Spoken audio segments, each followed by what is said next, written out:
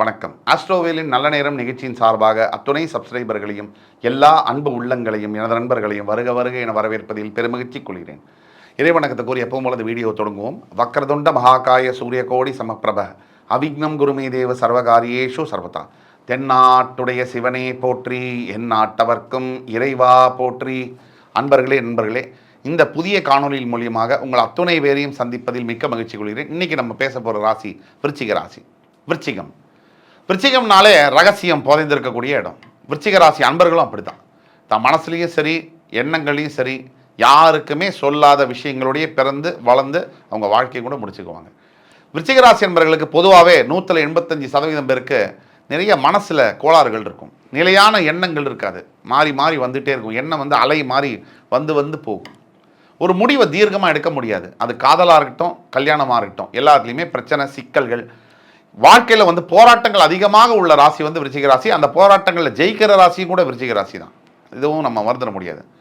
So இது ஒன்று இருக்குது. இப்போ விருச்சிக ராசிக்கு எதிர்பாராத எதிர்காலம் என்ன சார் இருக்குது, அதை பற்றி பேசுவோம். விருச்சிக ராசி என்பவர்களை பொறுத்த வரைக்கும் எதிர்பாராத எதிர்காலம். இப்போ விருச்சிக ராசி என்பவர்களுக்கு அர்த்தாஷ்டம சனி நடக்குது. அது மாதிரி பஞ்சமஸ்தானத்தில் ராகு, அதே மாதிரி லாபஸ்தானத்தில் கேது, 6ஆம் பாவத்தில் குரு. ஏப்ரல் 30 வரைக்கும் விருச்சிக ராசிக்கு ஏற்கனவே ஏழரை சனி முடிஞ்சு கஷ்டப்பட்டு இன்னும் எப்போ 365 நாள் 25 வருஷம் விருச்சிக ராசியை கேட்டால் கூட எனக்கு நேரம் சரியில்லைன்னு தான் சொல்லுவாங்க. நேரம் சரி இருந்தால் கூட நேரம் சரியில்லைன்னு சொல்லக்கூடிய விருச்சிக ராசி நண்பர்கள் நிறைய பேர் இருப்பாங்க. விருச்சிக ராசி நண்பர்களுக்கு இப்போ தனிப்பட்ட முறையில் நேரம் சரியில்லைன்னு சொன்னால் உங்கள் ஜாதகத்தை கீழே கொடுக்க முடியல. வாட்ஸ்அப் நம்பரில் எங்களை தொடர்பு கொண்டு நீங்கள் ஃபீஸ் கட்டி, கட்டணம் கட்டி, அப்பாயின்மெண்ட் ஆன்லைனில் வாங்கி தான் நீங்கள் பார்க்கணும். ஏன்னா விருச்சிக ராசிக்கு நேரம் நல்லா தான் இருக்குது. எதிர்பாராத எதிர்காலம் என்பது விருச்சிக ராசிக்கு நடக்க தான் போகுது. அதாவது நீங்கள் பார்த்தீங்கன்னு சொன்னால் ஏப்ரல் 30 வரைக்கும் விருச்சிக ராசிக்கு ஒரு மாதிரியான அமைப்பு, 30க்கு பிறகு வேறு மாதிரியான அமைப்பு, நவம்பருக்கு பிறகு இன்னும் சூப்பரான அமைப்பாக இருக்குது. ஸோ விருச்சிக ராசியை பொறுத்த வரைக்கும் கடந்த இந்த வரக்கூடிய ஏப்ரல் 30 வரைக்கும் மிகுந்த அக்கறை தேவை.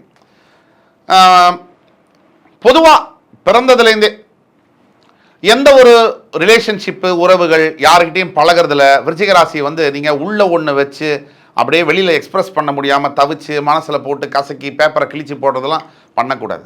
கொஞ்சம் நீங்கள் you have to come forward. முன்னாடி மனசில் இருக்கிறத தொடர்ந்து பேசினா அது உங்களால் முடியாது. தியானங்கள் என்றைக்கு விருச்சிக ராசி நண்பர்கள் அதிகமாக பண்ணுறீங்களோ அன்றைக்கி தான் உங்கள் வாழ்க்கை அப்படிங்கிற கதவு ஓப்பன் ஆகும். அது வரைக்கும் அடைச்சிட்டு நீங்கள் உள்ளே இருந்தீங்கன்னு சொன்னால் நீங்கள் அப்படியே தான் இருக்கணும், வேறு வழியே இல்லை. ஆக விருச்சிக ராசி நண்பர்களுக்கு ஒரே முதல் ஸ்டெப்பு என்னன்னு சொன்னால் வாழ்க்கையில் சக்ஸஸ் ஆகிறதுக்கு தியானம். 12 ராசிக்குமே சொல்கிறேன். நம்ம ஊரில் இருக்கிற மாதிரி இந்த பக்தியுடைய கான்செப்ட் உலகத்திலே புரியாத ஒரு புதிராக உலக வெள்ளைக்காரங்களாம் கூட பார்க்குறாங்க. எப்படின்னு கேட்டிங்கன்னா, இங்கே தான் அதிகமாக சாமி சாமி சாமி அப்படின்னு சொல்லக்கூடிய பக்தி இருக்குது. ஆனால் இதே ஊரில் தான் குழந்தைகள், பெண்மணிகள்லாம் முண்டி அடிச்சுட்டு போய் சாமியை பார்ப்பாங்க. அப்படின்னா என்ன நினைக்கிறாங்க அவங்கன்னு சொன்னால், அங்கே இருக்கக்கூடிய மீனாட்சி அம்மன் யார்ப்பா அது, எத்தனை பேரை தள்ளிட்டு வந்த? நான் 80 பேர் சார். இன்னொருத்தன் கை தூக்குவான், நான் 102மா. நீ தான் முதலவா, 102 பேரை தள்ளிட்டு வந்தியா, ஃபர்ஸ்ட் கிளாஸ் நீ வா, என் மடியில் உட்காருன்னு சொல்கிற மாதிரி சாமி சொல்லுவாங்கன்னு எதிர்பார்க்குறான். பக்தியுடைய ஆரம்பம்னா என்ன? அடுத்தவனுக்கு நல்லது செய்யணும்னு நினைக்கிற மனசு தான் பக்தியுடைய ஆரம்பம். சரி, நல்லது தான் உன்னால் செய்ய முடியல, தீங்காவது செய்யாமல் இருக்கணும். நீ பொம்பளைங்களை, குழந்தைங்களை தள்ளிட்டு போய் சாமியை பார்த்ததுனால தான் சாமி உடைய ஆசீர்வாதம் பண்ணுவாங்கன்னு நம்புற ஊருது. இப்போ நீங்கள் எல்லாரையும் சொல்லல, ஆனால் பெரும்பாலான மனிதர்கள் என்ன பண்ணுறாங்க, கோவிலில் முண்டி அடிச்சுட்டு போகிறாங்க. அதில் என்ன பக்தி வரும்? இல்லை என்ன நினைக்கிறாங்க அவன் மனசில்? ஓ, சாமியை எவ்வளோ 3 பேரை முண்டி அடிச்சுட்டு நான் போய் பார்த்தேன்னா சாமி எனக்கு எல்லாம் கொடுத்துருவாங்க அப்படின்னு நினைக்கிறான். அப்படி கொடுத்தா அது சாமியே இல்லையா? முதல்ல சாமினா என்ன, பக்தினா என்ன நம்ம ஆளுங்க நிறைய புரிஞ்சுக்கணும். முதல்ல நிதானத்தோட, மனது அமைதியோட, உடல் அமைதியோட இருக்கும்போது தான் பக்தி என்பது உள்ளவே வரும். நம்மால் போட்டு சத்தம் அடி கிழி டாறு மாறு எடுத்து அதுக்கப்புறம் போய் சாமியை போய் எல்லாம் 40 பேரை தள்ளிட்டு குழந்தைங்கள்லாம் மிதிச்சுட்டு அங்கே போனோடனே அம்மன் என்ன பண்ணணும், இவனுக்கு எழுது வாப்பா, 40 குழந்தை மிதிச்சிட்டியா, உனக்கு தான் ஒலிம்பிக் கோல்டு மெடல், வா உட்கார் மடியிலன்னு சொல்லுவாங்கன்னு எதிர்பார்க்குறான். இப்போ இதுதான் மேஜர் பிரச்சனை. இதே மாதிரி தான் விருச்சிக ராசி என்பவர்கள் மனதை திறந்து வைத்து நிதானத்தோடு செயல்படும் பொழுது தான் வெற்றிகளை நீங்கள் பார்க்க முடியும்.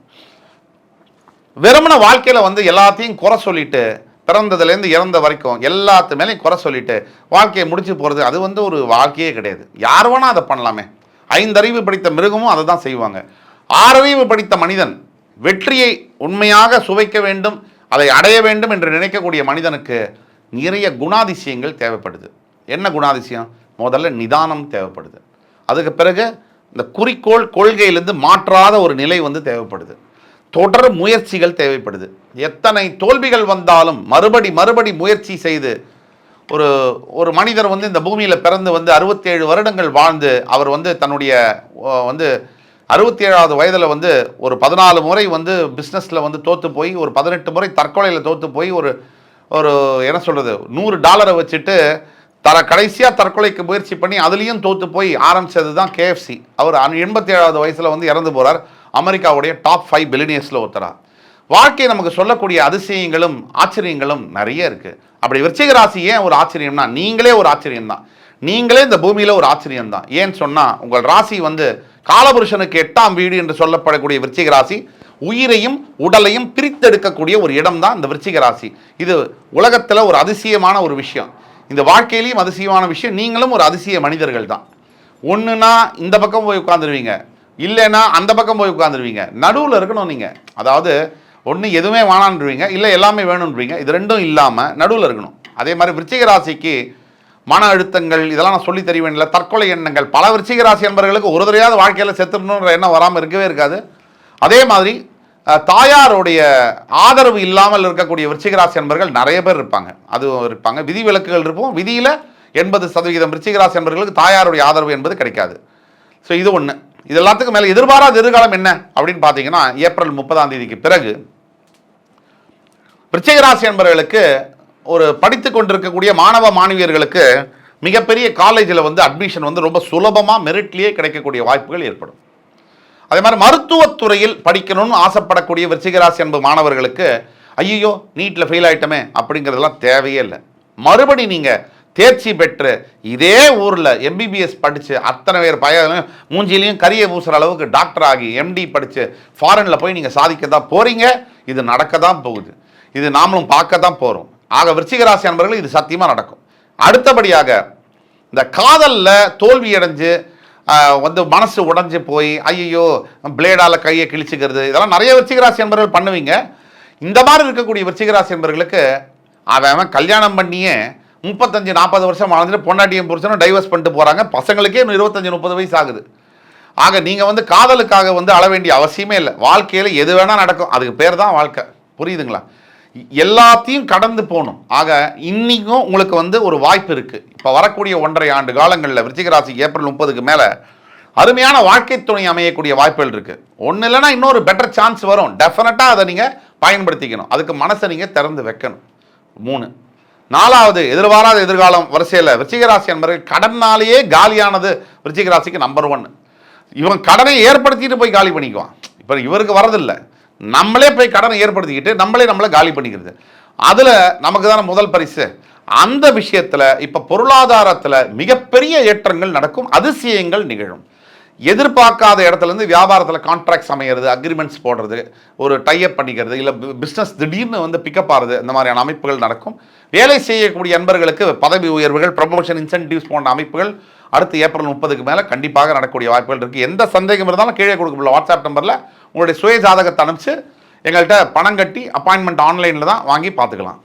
அதே மாதிரி அடுத்தபடியாக விருச்சிக ராசி நண்பர்களுக்கு புத்திரபாகியம் இல்லாத விருச்சிக ராசி என்பவர்களுக்கு குரு பார்வை ஏற்படும் பொழுது ஏப்ரல் 30க்கு மேலே புத்திரபாகியம் என்பது ரொம்ப அருமையான ஆண் குழந்தை பிறக்கக்கூடிய யோகங்கள் இருக்குது. அதே மாதிரி அதை விட அழகான பெண் குழந்தையும் வரக்கூடிய யோகங்கள் இருக்குது.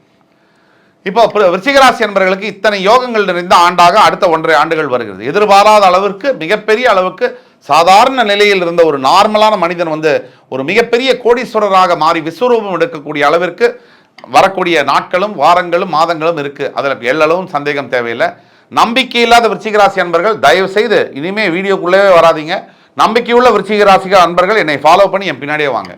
ஆக என் அன்பு விருச்சிக ராசி நேயர்களே, உங்களுடைய வாழ்க்கை உங்கள் கையில் என்று கூறி அடுத்து வரும் காணொளியில் மறுபடியும் உங்கள் எல்லோரையும் சந்திக்கும் வரை உங்களிடமிருந்து விடைபெறுவது உங்கள் சுபாஷ் பாலகிருஷ்ணன். நன்றி, வணக்கம், வாழ்க வளமுடன்.